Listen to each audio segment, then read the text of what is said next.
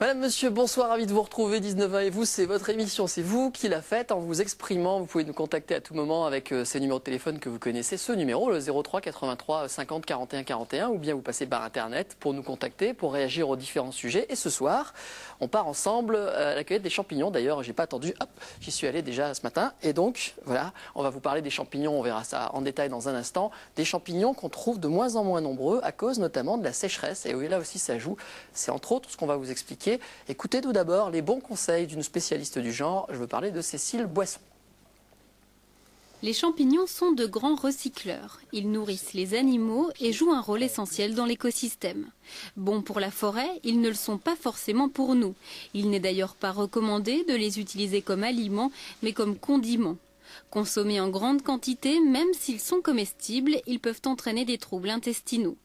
Parmi les quelques 14 000 espèces de champignons répertoriées en France, dont 4 800 en Lorraine, une centaine présentent actuellement un danger. Et chaque année, malgré les mises en garde, des cas d'intoxication sont recensés, le plus souvent entre juillet et octobre, en période de pousse. Les intoxications les plus sévères sont dues à la consommation fortuite d'amanite. Le syndrome phalloïdien est le plus redoutable. La proportion de cas est de plus en plus faible, mais la mortalité demeure élevée, 10 à 25% des personnes intoxiquées. La plupart du temps, le problème est moins grave quand les signes surviennent rapidement. S'ils apparaissent 6 heures après le repas, l'hospitalisation s'impose. Dans tous les cas, dès les premiers symptômes, il faut appeler son médecin ou se rendre au centre de toxicologie le plus proche, si possible avec les restes du repas afin d'identifier le poison ingéré. Bon, c'est pas moi qui suis allé aux champignons, c'est mon invité, monsieur Maurice Jean-Paul. Oui, bonjour. Eh ben bonjour, bienvenue. On va parler avec vous dans un instant. On va d'abord prendre, si vous voulez bien, tout de suite un appel. Et un appel qui nous vient de Belgique, figurez-vous. Je suis assez content parce que j'ai appris qu'il y avait pas mal de Belges qui nous regardaient le soir. Et c'est notamment le cas de Jean-Paul, encore un. Bonsoir Jean-Paul. Bonsoir à tous. Vous êtes près de Namur, c'est ça? Oui, tout près de Namur. Voilà, et vous regardez 19h et vous, bah, ça fait bien plaisir. Et vous êtes un amoureux. Vous dites que vous avez une connivence avec le champignon, c'est-à-dire? C'est-à-dire qu'après quelques années, j'ai appris à connaître les champignons et lorsque j'entre dans un bois, par exemple, je sens quel type de champignons je peux rencontrer. Je ne dois même pas me poser la question. Comment ça vous sentez avec le nez? S'il vous plaît? Comment ça vous sentez? Tous les sens sont en éveil et d'après le type de végétation, donc le biotope, etc. Donc on parvient donc à sentir tel ou tel champignon. Mais les odeurs jouent aussi, bien sûr, et on se dit là, tiens, je pourrais trouver ça, et souvent on tombe sur ce type de champignon. Mais non, bien sûr, quelques années de pratique. Alors, est-ce qu'en Belgique, il y a des espèces plus rares que chez nous? Non, je ne pense pas, non. Non. Et mais vous aimez autant les bons champignons, ceux qui se mangent, que les pas bons, ceux qui sont dangereux éventuellement? Ou c'est une histoire d'esthétique ou de goût pour vous? Avant tout, j'ai une passion pour les champignons en général, et je dirais que le champignon à déguster, c'est la cerise sur le gâteau. D'accord. Donc vous cuisinez aussi alors? Oui, je cuisine, oui, j'ai une passion pour la cuisine, et j'aime déguster les champignons le plus simplement possible, c'est-à-dire avec un petit peu de beurre, du sel, du poivre.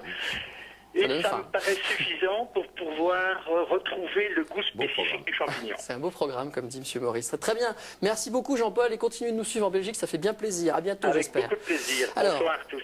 Monsieur Maurice, c'est quoi l'importance, on va les regarder dans un instant, c'est quoi l'importance du champignon dans la nature? Qu'est-ce que ça apporte? Le champignon est un partenaire essentiel des arbres, en particulier des feuillus, mais aussi des conifères. Qu'est-ce qu'il fait à l'arbre? En fait, il joue le rôle de régulateur, par exemple, des apports en eau. Surtout, il gère ce qu'on appelle le stress hydrique, c'est-à-dire que lorsqu'il y a des déficits en eau, c'est une année de sécheresse, le champignon va jouer un rôle fondamental d'apport d'eau par une interface qui s'appelle la mycorhize, qui en fait joue le rôle d'apport d'eau, mais aussi des oligoéléments. Il apporte de l'eau et des oligoéléments. Il est absolument indispensable. Et en l'occurrence, il y a un problème cette année, si j'ai bien compris, une sécheresse qui a un rôle néfaste Une sécheresse qui a un rôle néfaste, en tout cas par rapport à ce qu'on consomme, mais soyez tranquilles, dans le sol, il y a un mycélium, il y a ce qu'on appelle le blanc. Ce blanc de champignon, continue à jouer son rôle de façon très discrète. Il ne s'exprime pas, il ne va pas créer donc, ce qu'on consomme, mais tranquillement, il continue à jouer son rôle. Et si les effets de la sécheresse sont relativement minimiser, c'est grâce aux champignons. Est-ce qu'il y a vraiment, comme on dit, des lieux qui sont plus propices que d'autres? C'est vrai ça ou c'est une légende? Alors, comme le disait mon ami belge tout à l'heure, je suis tout à fait, Jean-Paul, Ouais. je suis tout à fait d'accord avec lui. Effectivement, il y a des lieux plus propices. Il y a des lieux qui, par exemple, ont de la réserve en eau. Il y a, lorsqu'on a des limons, lorsqu'on a des sols moins filtrants, autrement dit, si vous avez des beaux chênes d'ailleurs, ben vous aurez des beaux cèpes. Ça joue, ça. En fait, c'est tout à fait important. Voilà. Alors, on a eu une question de Simone qui nous a contacté sur le répondeur et qui demande comment ne pas se planter, quoi. Parce que c'est vrai que ça fait peur, hein, pas prendre le bon champignon. Alors c'est quoi l'idée? C'est qu'il faut prendre un pharmacien. Je suis pharmacien, oui. Il faut en fait tout à fait avoir affaire à quelqu'un qui connaisse les champignons. Et c'est une longue pratique. Moi, je travaille le champignon, on va dire, depuis une trentaine d'années. Ouais. Donc en fait, c'est quelque chose qui est complexe parce qu'il y a beaucoup de détails anatomiques qu'il faut appréhender. Tout à l'heure, Jean-Paul parlait aussi des sens. Il faut faire vraiment appel à tous ces sens.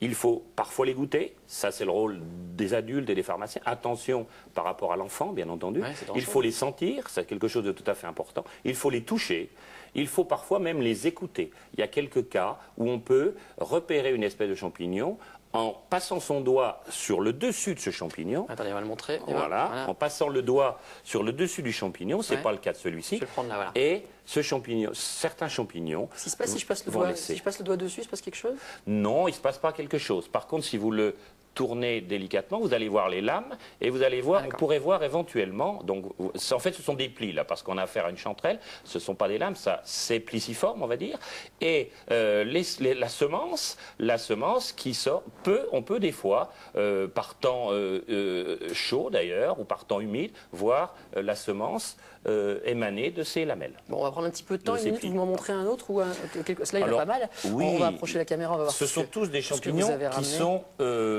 comestibles.